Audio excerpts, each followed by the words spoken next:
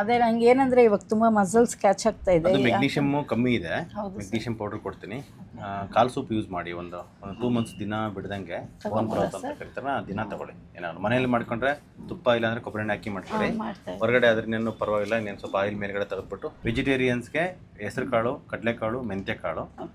ನಾನ್ ವೆಜಿಟೇರಿಯನ್ಸ್ಗೆ ಕಾಲ್ soup ಮತ್ತೆ ಮೇಕೆ mutton ತುಂಬಾ ಬೋನ್ ಗಟ್ಟಿ ಹಾಕಿಲ್ಲ, high protein. Mutton non veg ಎಲ್ಲ ತುಂಬಾ ತಗೊಳ್ತೀವಿ. ಕಾಲ್ ಸೂಪ್ ಆದ್ರೆ ದಿನ ಕುಡಿರಿ ಏನಾಗೋದಿಲ್ಲ, ತೊಂದರೆ ಏನಾಗೋದಿಲ್ಲ, ಅದು ಡೈಜೆಷನ್ ಚೆನ್ನಾಗುತ್ತೆ.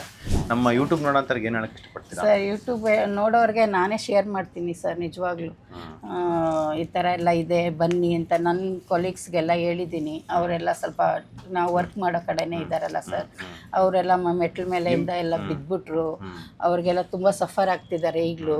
ಅವ್ರಿಗೆಲ್ಲ ನಾನು ಹೇಳ್ತಾ ಇರ್ತೀನಿ, ಬನ್ನಿ, ಎಷ್ಟೋ ದುಡ್ಡು ಖರ್ಚಾಗುತ್ತೆ, ಫಸ್ಟ್ ನಮ್ಮ ಹೆಲ್ತ್ ಚೆನ್ನಾಗಿದ್ರೆ ಆಮೇಲೆ ಬೇರೆ ಎಲ್ಲ. ಇವಾಗ ಬೇರೆ ಕಡೆ ಒಂದು ಆಪ್ರೇಷನ್ ಅಂತ ಹೋದ್ರೆ ನಮ್ಗೆ ಎಷ್ಟೋ ಲಕ್ಷಾಂತರ ರೂಪಾಯಿ ಖರ್ಚಾಗ್ಬಿಡುತ್ತೆ. ಇದನ್ನ ನಾವು ಸ್ವಲ್ಪ ಖರ್ಚು ಮಾಡಿದ್ರಿ ಸರ್? ನನಗೆ 6 lakhs ಆಯಿತು ಸರ್.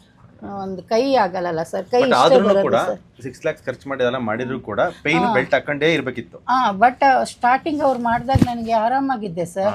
ಆಮೇಲೆ ಸ್ವಲ್ಪ 1 month ಆಗಿದ ತಕ್ಷಣನೇ ನನಗದು ನೋವು ಸ್ಟಾರ್ಟ್ ಆಗೋಯ್ತು. ಅವಾಗ ಹೋಗಿ ನಾನು ಕೇಳಿದೆ, ಯಾಕೆ ಸರ್ ಈ ಥರ ಆಯಿತು? ನೀವು ಹೇಳಿದ್ರಲ್ಲ ಕೆಳಗಡೆ ಕುತ್ಕೊಬೋದು, ಎದ್ದೊಳ್ಬೋದು, ಎಕ್ಸಸೈಸ್ ಎಲ್ಲ ಮಾಡ್ಬೋದು ಅಂತ ಹೇಳಿದ್ರಿ. ಈಗ ಯಾಕೆ ಸರ್ ನನಗೀಗ ಆಗಿದೆ ಅಂದರೆ, ನೀವೆಲ್ಲೋ ಆಟೋ ಅಲ್ಲಿ ಎಲ್ಲೋ ಓಡಾಡಬೇಕಾದ್ರೆ ಜರ್ಕ್ ಹೊಡೆದಿದೆ, ಅದಕ್ಕೆ ಅದು ಕುಸಿದ್ಬಿಟ್ಟಿದೆ. ಈಗ ನಾನು ಮಾಡಿದ್ದೀನಲ್ಲ ಆಪ್ರೇಷನ್, ಅದು ಅವರು ಟೆಂಪ್ರವರಿ ಇದಾಕಿದಾರಲ್ಲ ಸರ್ ಸಿಮೆಂಟು, ಅದ್ರ ಮೇಲೆ ನಿಂತಿದೆ ಅಷ್ಟೇ ಅದು ಅಂತ ಹೇಳಿ ಭಯ ಇಟ್ಸ್ಬಿಟ್ರು ಸರ್. ನಮಗೆ ತುಂಬ ಭಯ ಆಯಿತು ಸರ್ ಅವಾಗ. ಏನು ಹಿಂಗೆ ಆಗೋಯ್ತಲ್ಲ ನನ್ನ ಪರಿಸ್ಥಿತಿ, ನಮ್ಮ ಮೂಲೆಯಲ್ಲಿ ಕುತ್ಕೊಳ್ಳೋ ಥರ ಆಗೋಯ್ತಲ್ಲ ಅಂತ ತುಂಬ ಭಯ ಆಯಿತು ಸರ್. ನಿಜವಾಗ್ಲೂ ಇಲ್ಲಿ ಬಂದು ಖುಷಿ ಆಯಿತು ಸರ್. ನಾನು ಎಲ್ಲರಿಗೂ ಅದೇ ಹೇಳ್ತೀನಿ ಸರ್, ಸುಮಾರು ಜನಕ್ಕೆ ಏನೇ ಆಗೋಗ್ಲಿ ನೀವು ಬನ್ನಿ.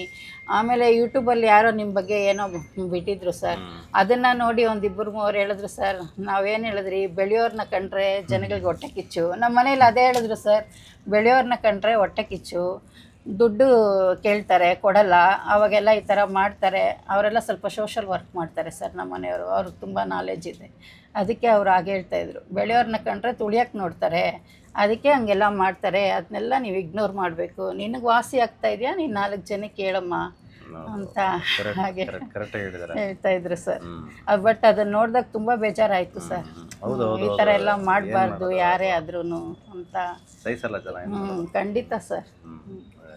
Thank you. ನಿಜವಾಗ ನನಗೂ ತುಂಬ ಸಂತೋಷ ಸರ್. Thank you sir.